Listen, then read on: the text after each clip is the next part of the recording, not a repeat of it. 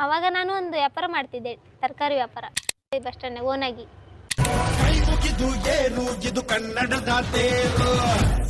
ಇದು ಆಟೋ, ಇದು ಕೇವಲ ಆಟೋ ಅಂತಾರೆ. ಆಟೋ ದುಡಿಮೆ ಮಾಡ್ಕೊಳಕ್ ಚಪ್ಪಲಿ ಹೊಳದ್ರು ತೊಂದ್ರೆ ಇಲ್ಲ.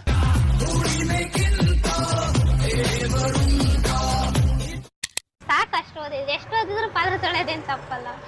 ಬಾಡಿಗೆ ಹೋಗಿರ್ತೀವಿ, ಅವ್ರಿಗೆ ಒಂದ್ 50 ರೂಪಾಯಿ ಬಾಡಿಗೆ ಮಾತಾಡ್ಕೊಂಡು ಹೋಗ್ತೀರಾ ನೀವೇ. ಹೌದು, ಅವ್ರು 1 ಅವರ್ ವೇಟ್ ಮಾಡ್ಬೇಕಂತ ಹೇಳ್ತಾರೆ. ಅದಕ್ಕೆ ವೇಟಿಂಗ್ ಚಾರ್ಜಸ್ ಹೆಂಗೆ ನಿಮ್ದು? ನಾನೇನ್ ವೇಟಿಂಗ್ ಚಾರ್ಜ್ ಹಾಕಲ್ಲ, ತರ್ಬೋದು, ಒಟ್ಟು ತರ್ತೀವಿ. ತಂದೆ ತರ್ತೀರಿ?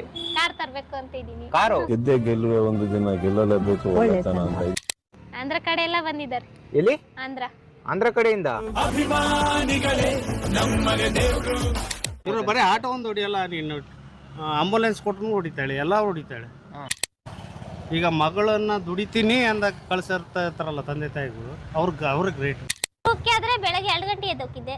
ಏನು ಆಟೋ ಗಾಡಿ ಅಶೋಕ ಲೇಲ್ಯಾಂಡ್ ಅಲ್ಲಿ ಸಿಗಲ್ಲ, ನಾವ್ ಹೇಳಿದ್ ಸರಿಯಾಗಿ ಮಾಡಲ್ಲ. ಕೂಲಿಯರ್ ಎತ್ಬೇಕು. ನನ್ ಕೂಲರ್ ಇಬ್ರು ಇಟ್ಕೊಂಡಿದ್ದೆ.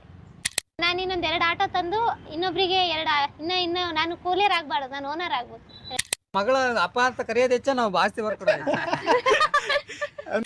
ಬೇರೆ ಗಾಡಿ ಓಡಿಸ್ತಾ ಇದ್ವಿ, ಅವರಿಗೆ 250 ರೂಪಾಯಿ ಬಾಡಿಗೆ ಕೊಡ್ತೀರಿ. ಈಗ ನಿಮ್ಮ ಆ ಗಾಡಿ ಸಿಲಿಂಡರ್ ನೀವ್ ಹಾಕ್ತಿದ್ರ ಅವ್ರ ಹಾಕೊಡ್ತಿದ್ರು? ನಾವೇ ಹಾಕ್ತಿದ್ವಿ. ಗಾಡಿ ಏನೇ ಆಗಿದ್ರು ನಾವೇ ಮಾಡಿಸ್ತೀವಿ. ಅದು ಪಂಚರ್ ಗಿಂಚರ್ ಆಗಿದ್ರೆ ನಾನೇ ಹಾಕ್ತೀನಿ.